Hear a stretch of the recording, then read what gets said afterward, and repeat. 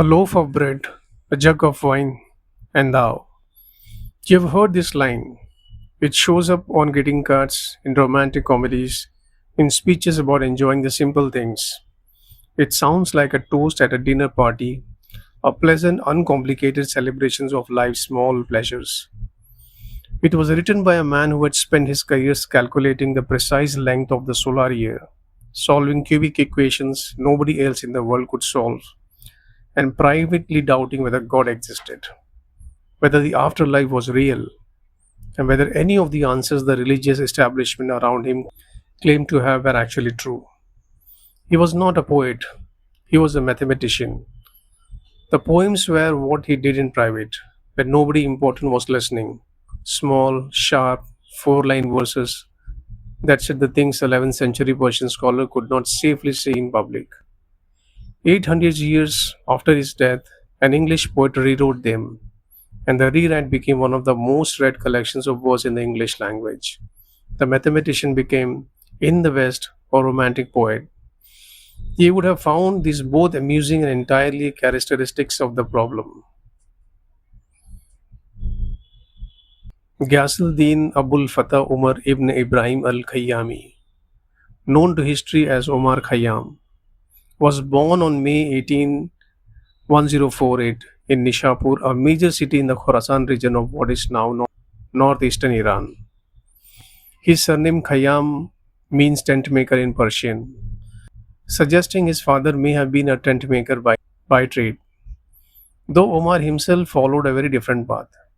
He received an exceptional education in philosophy, mathematics, and science, and by his early 20s had already produced work in algebra that would be recognized centuries later as foundational.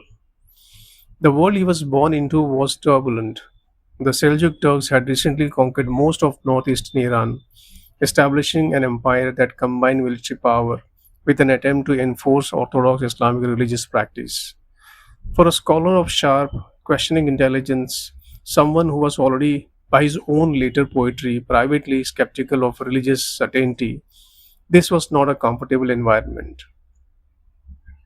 He navigated it with the pragmatism that characterizes most of his life. He worked within the system, built relationships with powerful patrons, and kept his private thoughts private. His fame in the West rests upon the collections of rubaiyat or quatrains attributed to him.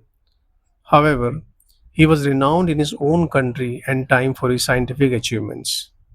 In 1070, at around 22 years old, he moved to Samarkand, then a major center of learning, and there completed one of his most important mathematical works, a treatise on algebra that included the first systematic classification and solution of cubic equations.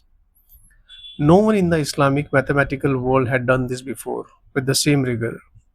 He used geometric methods, the intersection of conic sections, to solve equations that could not yet be solved algebraically.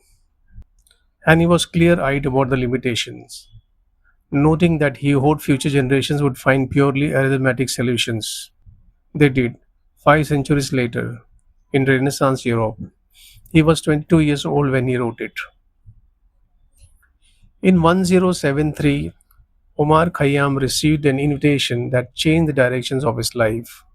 The Seljuk Sultan Malik Shah and his powerful vizier Nizamul Mulk, the same Nizamul Mulk who would later appoint Al Ghazali to the Baghdad Nizamiya, invited Khayyam to Isfahan to lead a major astronomical project, the reform of the Persian calendar. This was not a minor commission. The existing Persian calendar had accumulated significant errors over centuries. The Sultan wanted an accurate, reliable solar calendar that would correctly track the seasons, align religious observances, and function as a practical tool for administration across a large empire. Khayyam led a team of astronomers at a newly built observatory in Isfahan. They made systematic observations over years. The result, completed around 1079, was the Jalali calendar, also called the Maliki calendar after their patron.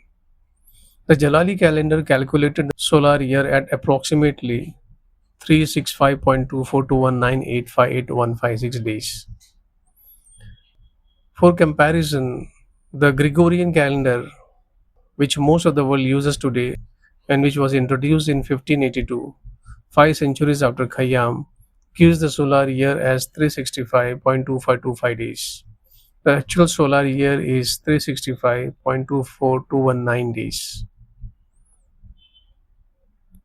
Khayyam's calendar was more accurate than the one the rest of the world still uses. It required an intercalation, the insertion of a leap year, of 8 days every 33 years, which is more precise than the Gregorian system.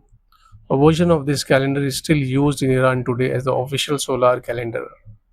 He was a mathematician working in the 11th century in a medieval observatory without modern instruments, and he calculated the length of the year to within a fraction of a second of the modern accepted value. Then in 1092, Nizamul Mulk was assassinated and Sultan Malik Shah died shortly after.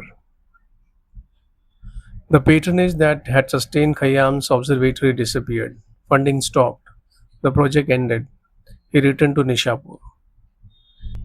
Here is a part of Omar Khayyam's story that most people don't know, because the version of him that reached the West was so thoroughly a creation of Victorian England that the actual man underneath it has been almost invisible ever since. In his own time, Khayyam was known as a mathematician, an astronomer, and a philosopher.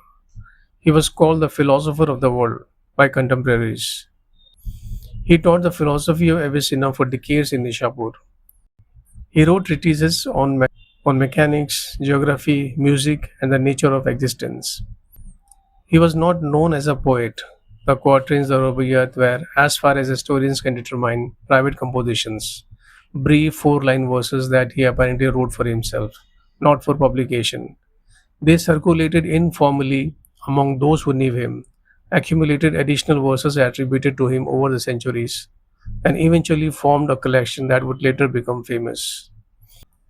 The content of those verses is the key thing, because what they contain is not primarily the pleasant celebration of wine and companionship that Victorian readers fell in love with. They contain something considerably more uncomfortable, intelligent, and deeply personal confrontation with uncertainty.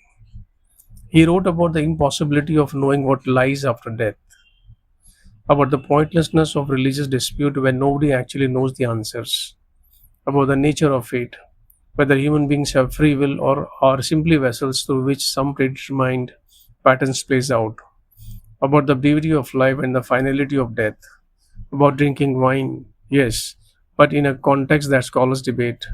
Was it literal or was wine, as in much Persian poetry, a metaphor for spiritual ecstasy? The answer is probably sometimes one, sometimes the other, and sometimes deliberately both at once. There were rumors in his lifetime that Khayyam was not a devout Muslim, and he seems to have been sufficiently concerned about this reputation to make the pilgrimage to Mecca.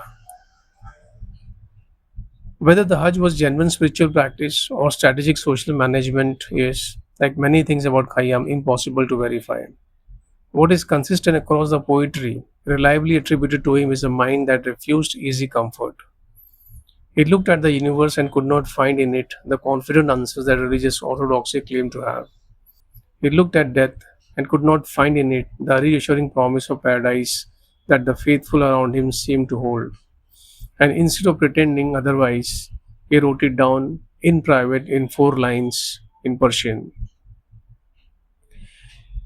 In 1859, more than 700 years after Khayyam's death, an English poet named Edward Fitzgerald published a translation of the Rubaiyat that changed the Western world's relationship with the Persian poetry forever. Fitzgerald's version was, by his own admission, not really a translation. He called it a transmogrification. He took approximately 600 quatrains from various manuscripts, only about 120 of which can be attributed to Khayyam, with any confidence by modern scholars, combined them, rearranged them, added his own material, and produced what was essentially a new English poem loosely based on Persian originals. The result was extraordinary as English poetry. It is a genuinely beautiful place of Victorian verse, But what Fitzgerald did to Khayyam was something that should feel familiar by now. He translated a complicated, skeptical, philosophically precise Persian thinker into something that fit the aesthetic preferences of his own era. Fitzgerald's Khayyam is melancholic, sensuous, and charming, a romantic figure drinking wine in Persian gardens, meditating on mortality with an air of refined sadness. He is, in Fitzgerald's hands, entirely non threatening. The sharpest edges of Khayyam's skepticism are smoothed into something more like elegant world weariness.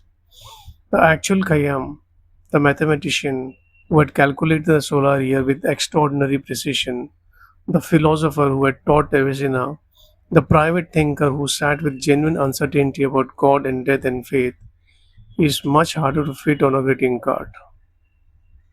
If this sounds familiar, a Persian thinker simplified by Western translation into something more palatable. We covered exactly this dynamic in episode 2 with Rumi and Coleman Barks, 8 centuries apart, the same pattern.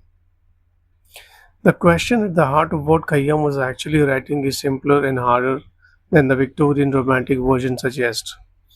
If we don't know what lies beyond death, and if the religious establishments claiming certainty about it are making confident claims they cannot verify, then how should a thinking person live? His answer, in the poetry reliably attributed to him, was neither despair nor hedonism, though it has been read as both. It was something closer to a mathematician's position. In the absence of verified information, work with what you can observe. The present moment is observable. The beauty of the world is observable. The fact of human connection is observable. The afterlife is not. This is not a comfortable position in any era. In 11th century Persia, under Seljuk orthodoxy, it was potentially dangerous. The fact that Khayyam expressed it at all, even privately, even in quatrains that were not meant for publication, says something about the intensity of the questions that were driving him. He died on December 4, 1131, in Nishapur, aged 83, the same city where he was born, where he spent most of his life, and where his mausoleum still stands today, a masterpiece of Iranian architecture visited by thousands every year. The tent maker's son who calculated the solar year more accurately than the calendar the modern world still uses, who solved cubic equations 5 centuries before European mathematics caught up, who wrote private poems about uncertainty and mortality that became, through one English poet's imagination, the most read collections of Persian verse in the Western world. 8 centuries of misreading don't change what he actually wrote. The mathematician who sat with genuine uncertainty about God, fate, and death and wrote it down in 4 line verses in private was doing something that required more intellectual honesty than most of his contemporaries could afford. Fitzgerald made him famous, but the real Khayyam, the one doing the mathematics and sitting with the answerable questions, was more interesting than the famous version and considerably more uncomfortable. In the next episode, Human Lens moves to Asian Persia, to a thinker so old he may have invented the idea of good and evil as opposing forces, and whose philosophy shaped 3 of the world's major religions without most of their followers ever knowing his name. If you want the real story behind the famous version, please subscribe. There's a lot more still to uncover.